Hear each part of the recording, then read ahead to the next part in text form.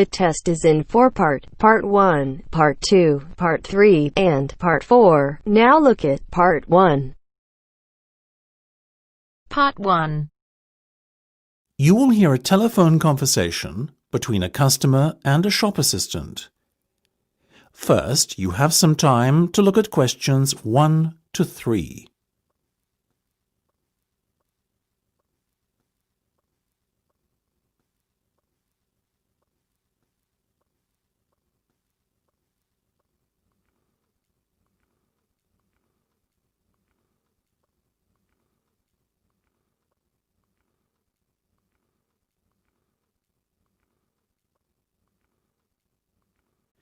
You should answer the questions as you listen, because you will not hear the recording a second time.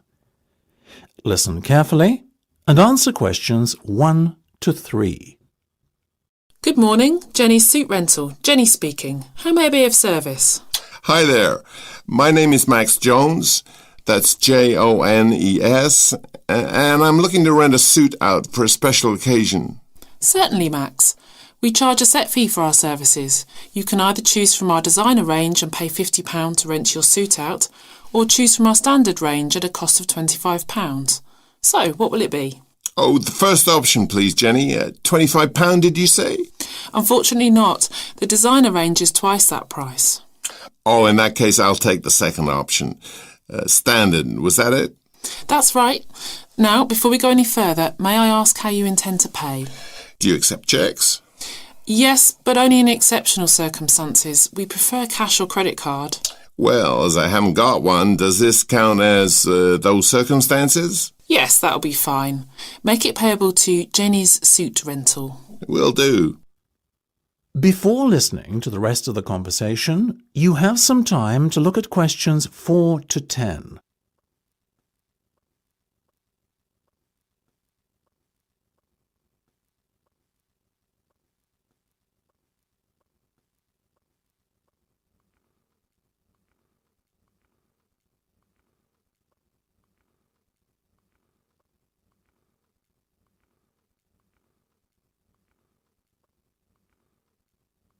Now listen and answer questions 4 to 10.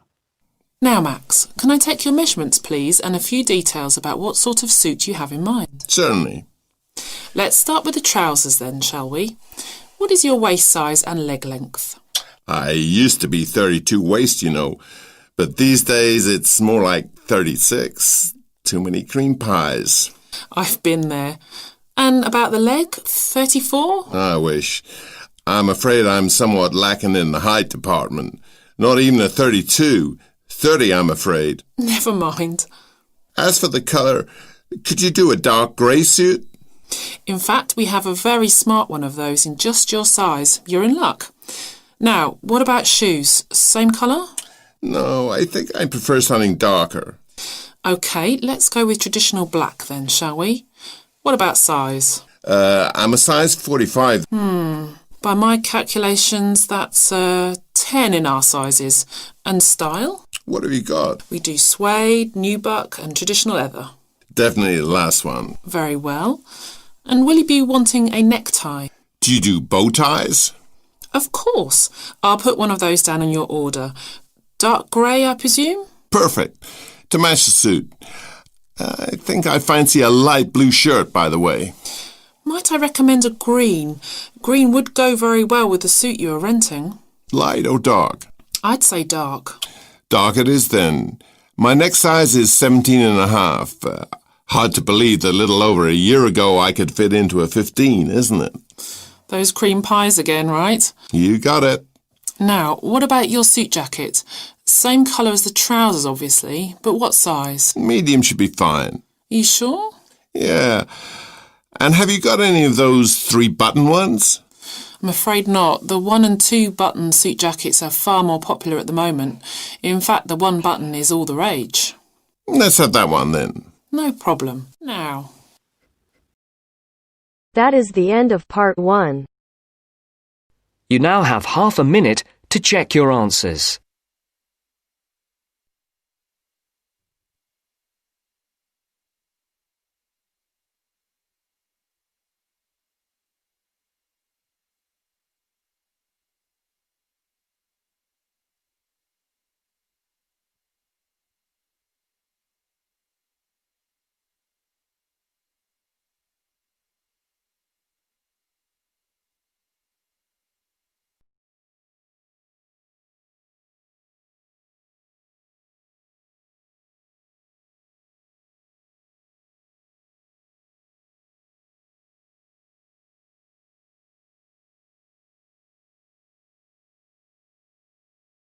Now turns to Part 2. Part 2. You will hear a recorded message giving information about an area where tourists can visit to taste local food. First, you will have some time to look at questions 11 to 13.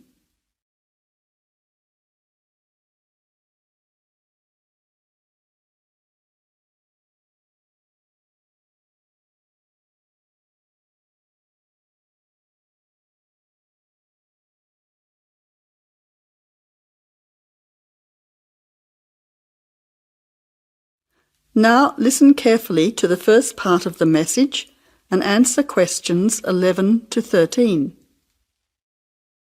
Welcome to the tourist information line for the Valley Food Trail.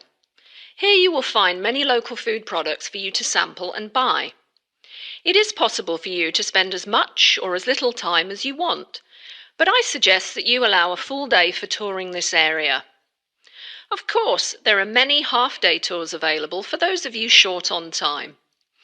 Now, it's quite a large area and stretches from Brookville to Ford Hill. For those of you unfamiliar with the area, that means that it is 10 kilometres to 35 kilometres from the city centre, or by car 15 minutes to the closest point, continuing to 55 minutes at its furthest point from the CBD. Of course, apart from food, there are many other places of interest in this area, including cafes and restaurants and galleries and studios. But I wouldn't recommend you go here to see parks and gardens. The other information lines will give you specific information related to these particular attractions. Before the final part of the message, you now have 20 seconds to look at questions 14 to 20.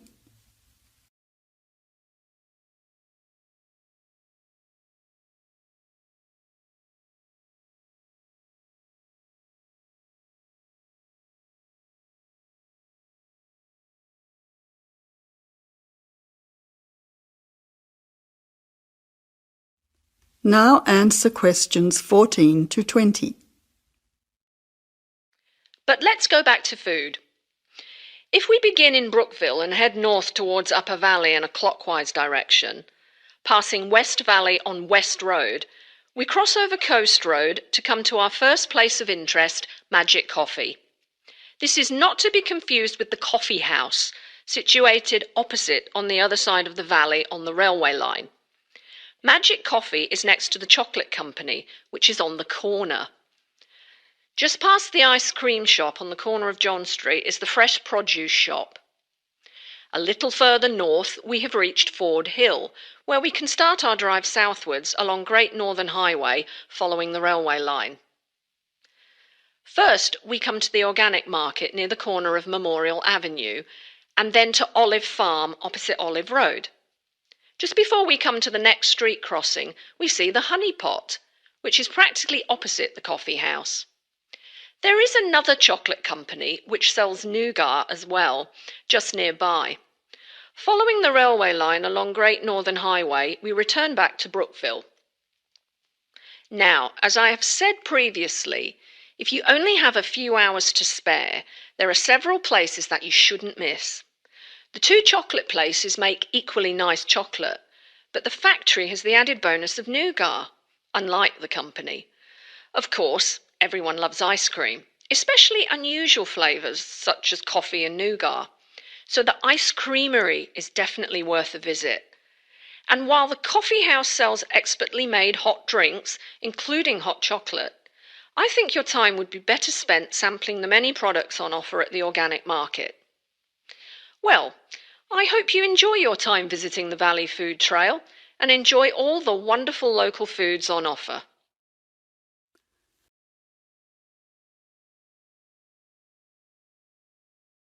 That is the end of Part 2. You now have half a minute to check your answers.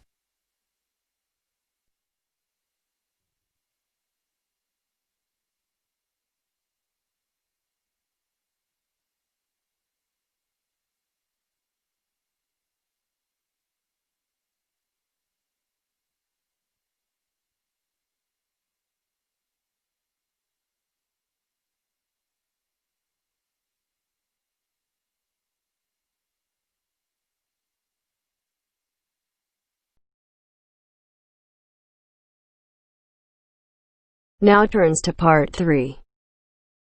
Part 3. You'll hear an introduction on the housing conditions in Chapmanville.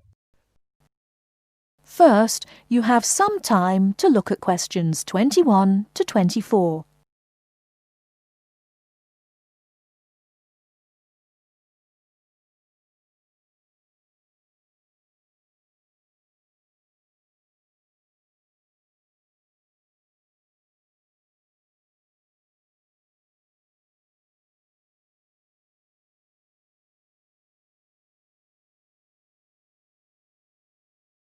Now, listen carefully and answer questions 21 to 24.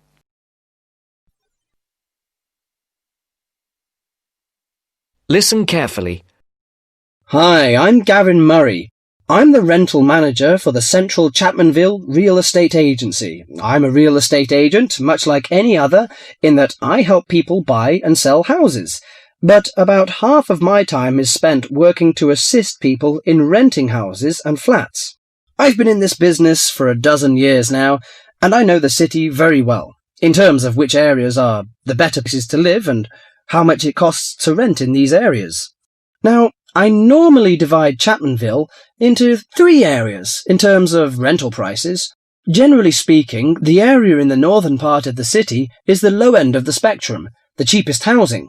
So if you're looking to spend as little as possible on rent, I suggest you look there. The most expensive area would be the eastern part of Chapmanville.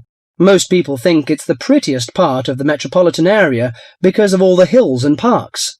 As so many people desire to live there, housing prices tend to be quite high. The middle market in terms of price for accommodation is found in the city's western and southern areas. Now, let me give some examples of how much it will cost you to rent in these areas. Let's imagine you're a single person looking for a 1-bedroom flat. In eastern Chapmanville, you would be paying no less than $650 a month for such a flat. You won't find anything for less than that. But a lot of people pay as much as $1,100 per month or more. The higher-priced flats are usually the ones in the hills, which run through the east. They've got the best views of the city. A similarly sized flat in the west of the city and the south, 2 for that matter, would cost you at most $650. But there are many flats going for less, and if you look around a bit, you can find one for as little as $350. That's quite a reasonable rental price for most people. If you find that too expensive, I suggest you head to Chapmanville's north, where the cheapest flats are to be found. 1-bedroom flats there start from about $170 a month and up to about $400. Now, for those of you who want something bigger, you'll have to be prepared to pay about double those prices for a small 2- or 3-bedroom house.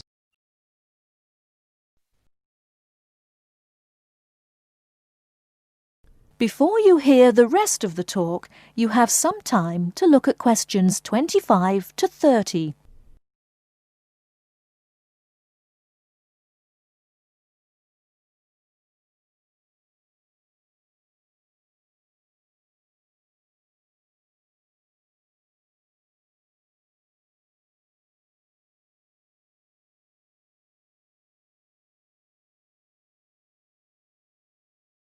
Now listen and answer questions 25 to 30.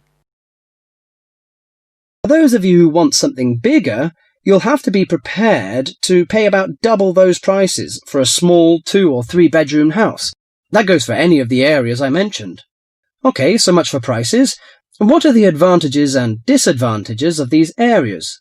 Well, I told you that the eastern part of Chapmanville is the prettiest. There are lots of parks and lots of trees all around there. Oh, I should mention that the only public transport in the east is the bus. There aren't any trains, so it's not that convenient, as you can imagine, even though it's richer part of the city.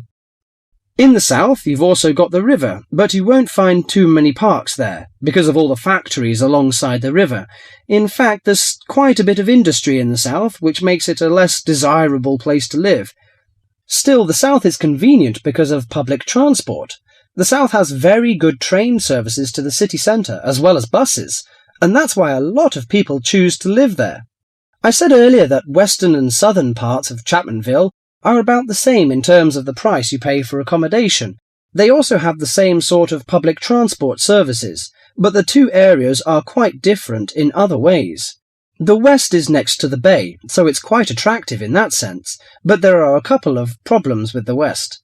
One is that the bay is polluted, so polluted in fact that you wouldn't want to swim there. I used to take my family there about 10 years ago, but now I wouldn't go near it. The other disadvantage of the west is that it is where the airport is, the Chapmanville International Airport. The noise can be quite annoying. Lastly, the north. In northern Chapmanville, as I said before, housing is cheap, quite cheap in fact, but you pay in other ways. For example, the area is very low and made up entirely of wetlands. It's beautiful in a way, but it attracts an incredible amount of insects for most of the year. The mosquitoes there are really bad. This makes things quite unpleasant, and so few people have any real wish to live there. But if money's a problem, that's the place to go. Just bring your insect repellent. Let me finish by again welcoming you all to Chapmanville, and wishing you good luck in finding accommodation and settling down in whichever part of the city which suits you best.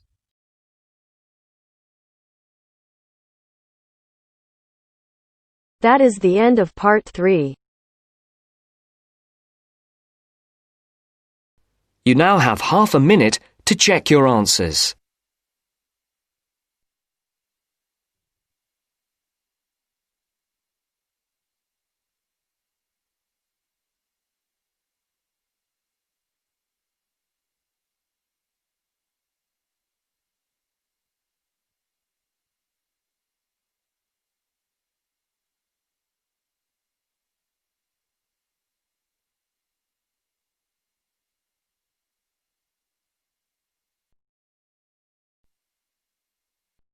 Now turns to part 4. Part 4. You will hear part of a lecture on the current and future use of mobile phones. First, you have some time to look at questions 31 to 40.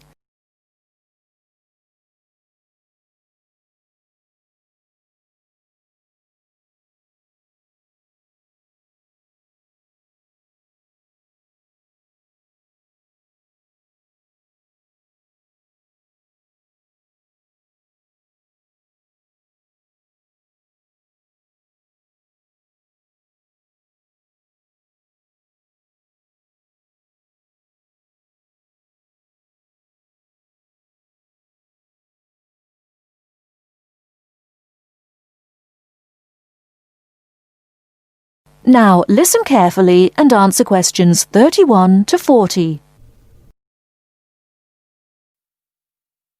Okay, now today we're looking at changes in communication, and specifically changes that have just happened or are likely to happen in the next few years.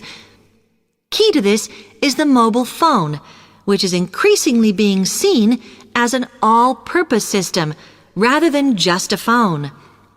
If you only use your phone for texting and making calls now, you will be amazed at how you'll be using it in the future. The technology has been developed for a range of other uses. For example, phones could be used so that if you are meeting someone and they get lost, you could send them a map of your location to help them. This will save all those complicated explanations over the phone and our poor friends or colleagues trying to drive and find out where they are at the same time. And if you get bored waiting, or if you're traveling, for example, you will soon be able to see TV news on your phone as it is actually being broadcast. This means that you won't have to miss any of your favorites if you were away for a few days. Most people have got used to texting now, and young people send pictures to each other. But what is exciting is the possibility of putting music with them before you send them. And it's not all frivolous. Phones are going to become even more critical in business and education.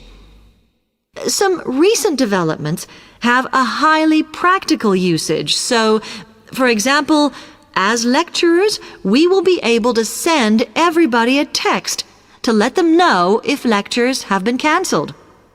And the new phones could have a further use in education, as well as business, as they will enable us to go to any destination, such as when we are doing a field trip, for instance, and from there to send data directly to a computer so that we can access it when we get home.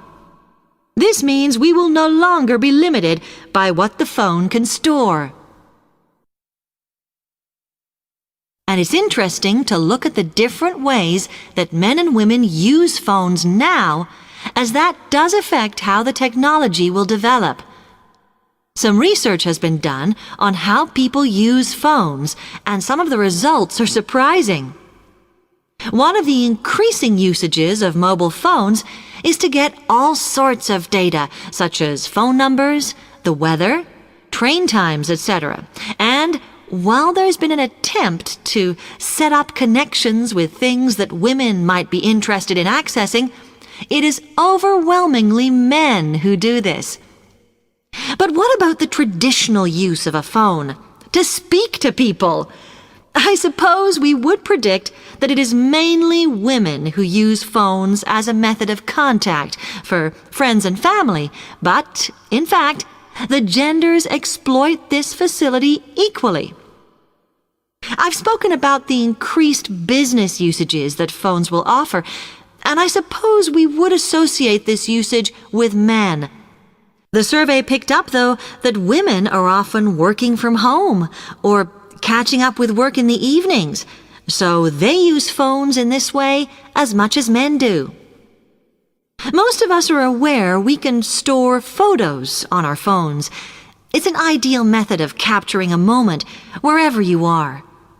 Women tend to be the group that keep photos on their phones, but it seems that men use their phones to actually take pictures much more than women do. And of course, all this knowledge affects the marketing that the companies will do in order to sell the phone.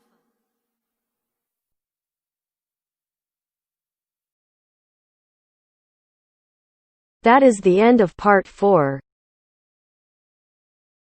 You now have half a minute to check your answers.